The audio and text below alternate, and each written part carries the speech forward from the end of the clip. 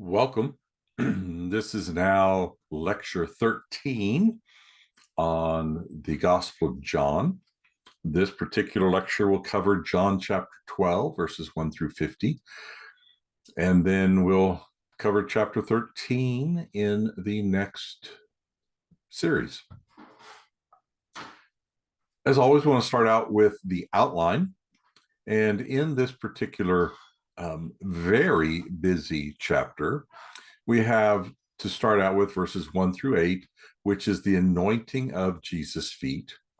And then verses 9 through 11 has the crowd. Now, what is the crowd doing? Well, the crowd is threatening Lazarus, right? Their testimony brings Lazarus into danger. Verses 12 through 19 is the traditional Palm Sunday passage where Jesus enters into the city, thus explaining the selected video background. If we're going to have a king, we should have a castle, and this is one of my most favorite of photos of this castle, taken several years ago, not a long time ago, only about a decade ago, from an angle that I had not seen before. And so I enjoy this in Salzburg, Austria, of course.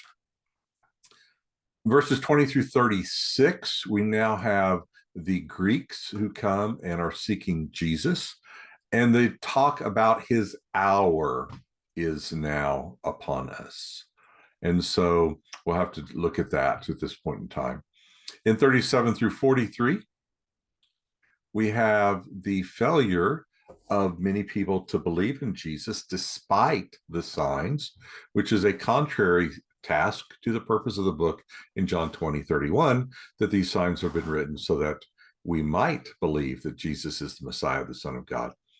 And so there is a interwoven theme throughout much of John's gospel about whether it is simply signs that are enough for belief. And here, evidently, it is not.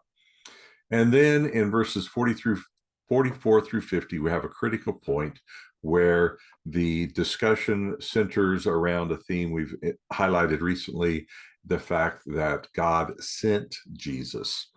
And we have to believe that God sent Jesus as a critical point. So as we look at these items, some themes that come across in these sections, one is the anointing element and the simple cost of this oil, valued at 300 denarii, which is an entire year's wage. And so this is a very investment. So if we looked at an average wage, this could be a $30,000 expense today. If you looked at that, it could be much more expensive than that. But the average daily wage is, and working for 40 hours a week, 50 weeks a year, gets you about $30,000, if not a little bit more than that. The use of myrrh is significant, as it's often called, or spikenard. Translating the word is kind of challenging at times, simply because of our lack of specific knowledge of some of the scents of that time. We can oftentimes find them, but it can be a little difficult, right? And so here it is called, in some translations, myrrh, in others, pure nard, spikenard. And while we can approximate fairly consistently, knowing exactly what it is can be a bit more challenging, especially those in the Western world who have not been to that region. So we continue on. It is a preparation for his day of burial, and so we see the significance of its link to John 11, right? Where Lazarus is dead and now raised. Lazarus was buried and is now alive, and yet Jesus will soon be the one who is buried. And we know that it is for his ensuing death, which he himself, Jesus, testifies. We look at 9 through 11. We see that belief in Jesus is a significant element in this, right? That some, right, some want to believe and others do not believe. They're coming out to see Lazarus. And so, but many were going to believe in Jesus, even though at the end of chapter 12, we'll have the problem of signs and their belief. 12 through 19, probably the most famous passage outside of John 3:16, because we hear it every Palm Sunday. The king riding on a colt, which is different than riding on a animal of warfare or in a chariot. So it's a peaceful entry, the Prince of Peace idea, the testimony of the crowd, right? The crowd is saying he is the King of Israel. The crowd is saying that he raised Jesus from the dead in verse 17. And others are going to see him because they heard about this. And the Pharisees are concerned that their approach has not worked. So, and the challenge is that the world has gone after him in verse 19. The world, their perspective, all these people have gone after Jesus, and yet those are not the ones that he came for, because he knows that the world will also turn their back on him. Now in 20 through 36, we have a host load of ideas and concepts. We won't be able to cover all of them, but the most important is perhaps his hour, right? In verse 23, Jesus says, the hour has come for the Son of Man to be glorified. And by this point in John, we know that to be glorified means to be crucified. And then we have the passage about a grain of wheat falling into the earth and dying. It remains alone. But if it dies, it bears much fruit, which I'm sure his disciples totally did not understand. And also one loving one's life versus hating one's life, and serving the Father, or serving him, and the Father will honor him. And so the hour of the glorification has come. We have the hour of judgment that is happening, right? We have the appeal to Jesus. We have his soul becoming troubled. And so, shall I be saved? He says, no, glorify your name, Father. Glory is an important theme. And then for the first time in the gospel, we have the voice from heaven, right? Now, the people, right, don't know what is happening. Some think it was thunder. Some says it's an angel. They don't really understand. But he said, the voice is for your sake, not for mine. A voice from heaven. Maybe he is the Son of God after all, right? And then we have the light and darkness, which is introduced in chapter 7 again, talked about earlier. The light is among you, walk while you have the light, so darkness does not overtake you. Different for our culture.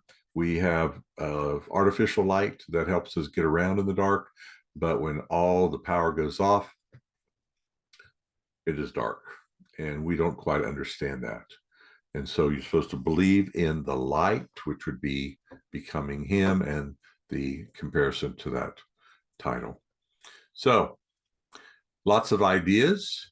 And we have, again, the Son of Man must be lifted up in verse 32, and their reference to him. How can the Son of Man be lifted up? Well, that takes us right back to John 3, where we find, just as Moses lifted up the serpent in the wilderness, so too the Son of Man must be lifted up. And we have this inclusion happening. We know these things are about to happen. That which was spoken to Nicodemus at the beginning is now being spoken to the crowd at the end before it happens. When we go into the next section, there is, of course, a failure on the part of the people to believe those things, and quoting, right? Quoting from Isaiah, he quotes twice, two different passages to get that a point.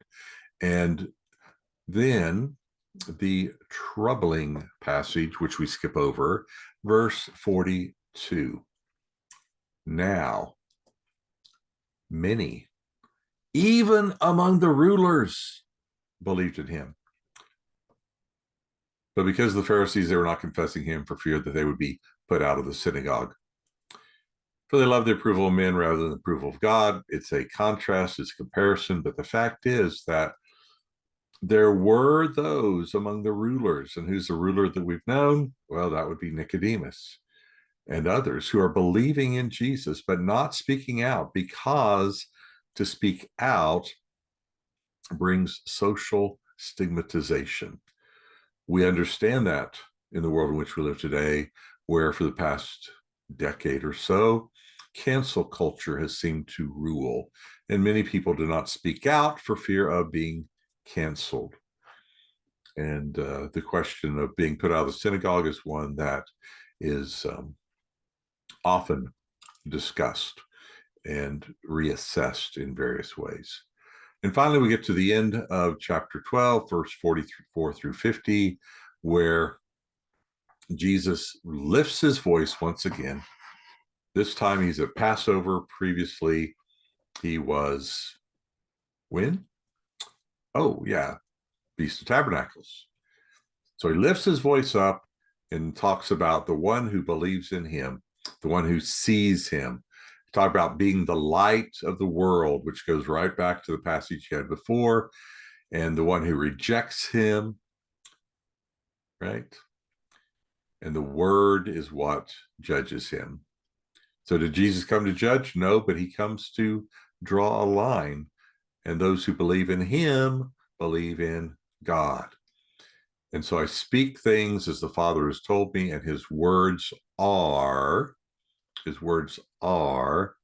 God's word, because he is the word at the beginning, the word with God, the word who is God. So that gives us a brief overview of this section we know as John chapter 12, and we'll pick up for another lecture on John chapter 13. Looking forward to hearing from you if you are interested in replying to me.